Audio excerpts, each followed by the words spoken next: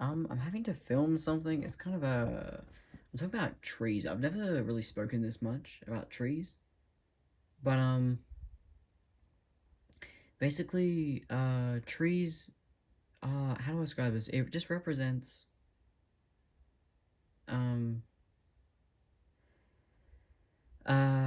they're like aware of the modern world. They actually feel the way that things are, but they feel it all energetically though, and they also don't have the expectations that ego gives us. The reason why humans have ego, by the way, not as a bad thing, but it's simply because it helps us navigate lifetime. When you are experiencing lifetime and you walk around, you have to protect yourself, and there's ego for that. Trees don't usually have ego. I'm gonna assume they fucking don't. But they do experience just energy. They experience being young. When they're younger, they experience things more badly in, like, a city. If they're a small tree, they get kind of lonely and sad being in a city, but they are connected with other trees the whole time. So you don't actually have to see trees as lonely. If trees make you sad, trees, because at this point trees do make me sad. Like, literally, if I'm sad, it's always because of the trees around me, and I'm just like, it's always because of a tree that's sad. Not that even when I haven't realized, now that I'm looking back, I'm like, there was always a tree that was sad. So it was like because there was a half-grown tree and it made me sad about it. But I have to remind myself though that they actually are connected, by the way, to other trees. So when a tree looks alone, it's not actually alone. Anyway, and maybe when it's smaller of a tree, especially when it's like very small, it's like when it's like really small, like just a bud on the ground. Yeah, trees can definitely miss being young, being like a very small bud in the ground. They feel closer to the floor, especially when it rains. They feel very cozy, Or maybe lonely. Obviously, I can't tell you how a tree feels. It would depend on how the tree is feeling. But, like, either way, they usually like. But yeah, they can miss this when they become taller as a tree. But how do I describe this? They still feel lonely. It's only when they actually grow up that they actually connect with higher dimensions. Um, this is the tree's way, or the light's back on. The tree's way of being mature. Um, so, the reason why I'm talking about this is because some people, when they talk about connecting with nature, especially spiritually, sometimes it comes from a place that's a bit too dramatic. It would be like, oh, they connect with higher goods through it and stuff. And I'm like, yeah, but sometimes it's nicer to connect with nature on a more humble level. It's just nicer. I mean, great, by the way, that it can be a very spiritual thing. You can be connected with, like, I mean, it's great, by the way, that you can, yeah, be connected with very, like, dramatic, grand ways of seeing nature, but I'm not going to say that's just not how I feel about it. It's kind of like the difference between an orchestra and a quartet. Uh, the orchestra can sometimes lean into individualism. And this is a fear I kind of have sometimes when people go, like, talk spiritually. I'm like, you do know the spirit chooses to be kind of like humble, chooses to forget, chooses to be human, chooses to be human is to be like around people. It's very weird when people go all spiritual. I'm like, I've ended up this spiritual, but it's literally for shit reasons. So I'm like, do you realize that still reflects the spiritual path of being a human path? Me having a shit life is kind of that's like not a good thing. I don't know. And then, of course, my life improving. I want to make that very clear. I'm talking about it being bad because my life's actually improving, by the way. It's not smart to say your life's bad. It's not smart to say that anyway.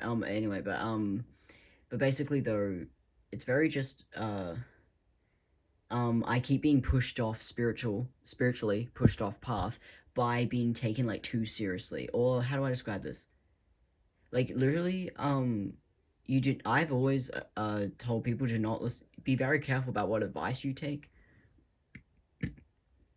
I even talk about this to my channel. I talk about how to know the difference between spiritual manipulation and actual spiritual advice, because Otherwise, then people can literally just tell you to do things that are random practices, and it's like, if that's not your practice, you don't need to do that. Like, sometimes the spiritual practice is to do more. For some people, it's to do less. This is where we get, of course, the meditators who do less. But I'm like, yeah, but what if someone you can learn through doing? For some people, they have to let go of what they've identified with, and they have to meditate. But people though who actually need to like discovering themselves actually should be doing things because they're actually willing to let themselves change, so they don't have the issue of meditation and having to let go of things because they're already letting go, so they actually can just be finding themselves and doing whatever they want.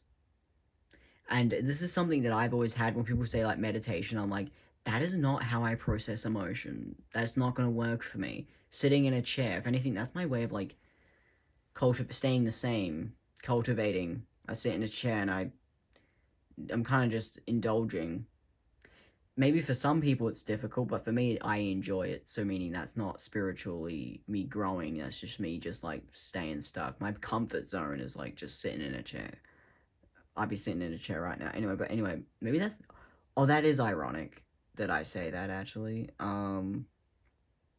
The irony, by the way, is that I guess, do meditative things. I do a lot of not doing, but I'm not kidding when I say it's still not a good thing. Again, I can literally talk about how it's not a good thing, even if it leads to me having these downloads. And right now I'm having a very. This one's a bit subtle because I made it about trees, but I'm gonna get into a more what this actual reading is actually about. Um, yeah, it's really weird to trust things going wrong and leading you to a nothing. But it's like, it's literally just like, if you want to get really annoying, the timelines thing. I don't always like talking about timelines, but like, hear me out. Did you know this is a way of looking at it? Hopefully, you get what I'm saying. Let's say there's like almost like a map of like all the different roads. So I'm gonna put 5 because I got 5 fingers. So. Let's say there's 5 little paths. Um, on this map, you being the character who can run around all of 5 of these. But what if I were to tell you though, a lot of the time, the part of you that's on like the really good path, you might actually just be on the wrong path because you're supposed to be like the picture if you it was like a little map. For fun, you would run on all of them, wouldn't you? Just like even for the sake of it, because you would be like, well, if I've always am over here, let's say like the difference between, let's say you're like uh you know how sometimes if you're in the middle of doing you know how sometimes if you're in the middle of doing something, sometimes you think that you need to stop for a second just to stop and think. And it's almost like, oh wait, I just need to stop and think, or I need a break from this. I need to go somewhere, or I need to eat something. I need to be like separate. Or you go, I'm gonna wait till lunch break to like think or something. Did you know this can kind of play out in your life all the time if you're always on the I just need to be separate, I just need to not do this. This means that there's actually probably a timeline where you're actually doing things, but you're on the timeline of I need to take a break. So this is why people say don't feel bad about taking a break, because guess what? On another timeline, you probably are working. I know that might sound like what again, like, well, that's not reliable, but I know get what I'm saying. You know, because you have your own perception. You know that you're not working because you're taking a break. So you know that you're missing on not doing things. Only if you're actually missing an opportunity, then no, you're supposed to be working and doing things. But I'm looking when I say if you're someone who needs to take a break, or something is stressing you out, you literally need to be separate from it. Because guess what? There is a side of you that's working. It's just somewhere else. What makes very clear though, the energy of work is that it's very third dimensional. Let's take away these paths anyway. It's very third dimensional. So meaning it's actually very literal. This is where you get people who don't believe in spirituality because they go, well, no, I need to get things done. I'm like, what if I were to tell you, though, the spirituality of getting things done is that it's a more third dimensional energy. So it's not going to be fifth dimensional, it's going to be third dimensional. It's going to be working hard or like sticking to something. Not so much working hard, but like sticking to something. Working smart, not hard. this is advice. No, I mean I'm giving you some real basic advice right now. I mean I like that advice. I think that anyway. When this video is not about work anyway, but basically what I'm trying to say is, you know what I mean. 10:10. Maybe this is about work. Maybe I am doing a reading on work. I don't think it is. Anyway, basically I'm talking about like being separate. It's very hard to trust this because I'm not kidding when I say I was like I literally was pushed off path, by the way, and I knew this. I don't even know how to describe it. I was like, I am off path and I'm doing things that make like no sense. And obviously I knew mentally, I knew that I was like, I had like a health problem anyway. So I got very tired. So I knew that I just needed like medication or I needed doctors. That's the very literal third dimension thing.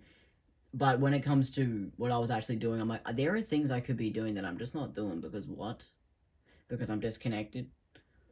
I don't even know how to describe it. But for some reason, I'm supposed to trust it. And maybe I can be a little vague because I guess maybe because this is a video, you don't necessarily need to know what's in my life. I could say it. I'm just like working on a lot of things, and I'm like, I don't really need to be working on that though. And I keep having this realization over and over. I'm like, I've literally said this before. I'm like, I'm not really supposed to be working on things when I'm just kind of trying to do basic stuff. Like, really boring things at the moment are fulfilling to me. Literally, I even had a synchronicity of someone on Instagram saying this. They were like, on their Instagram story, they were like, am I weird for like enjoying, like, uh, just like going to a job interview? I think they said. Was it a job interview? Anyway, they were like, is it weird that I enjoy just going to job interviews? I mean, to me, it feels like, I don't want to say what they said. They said it felt like a date, and I was like, for me, it doesn't feel like a date, but okay. But either way, yeah, they said that they're like, am I weird for that? And that was the synchronicity for me because I was like, yeah, I literally have this. I'm on that wavelength of like, I'm getting fulfillment from literally just doing things where people want it to be that I'm so focused on career and stuff, and I'm like, that was literally taught into me to, and I kept having to like deflect it. The irony is that I actually am focused on career, but I'm not going to say I only take inspired action. And anyone who knows what I'm talking about with the whole when taking inspired action is that there's not very much work. You kind of just do things for like maybe like 10 minutes and then you move on. That's what taking inspired action's like. And it's like people, it's the whole being smart about it, really. But I don't really want to say smart. I'm going to say feminine energy. I'm going to call it feminine energy. The masculine energy is one that has to work through a lot more. But if you already know what you're up to, you kind of just do it and then you leave it. That's feminine energy. You just do it when you need to, and then you move on. And then it adds up over time, and that's the masculine because it's adding up over time.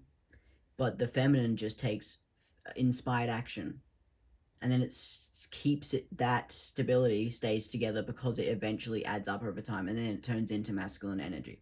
Anyway,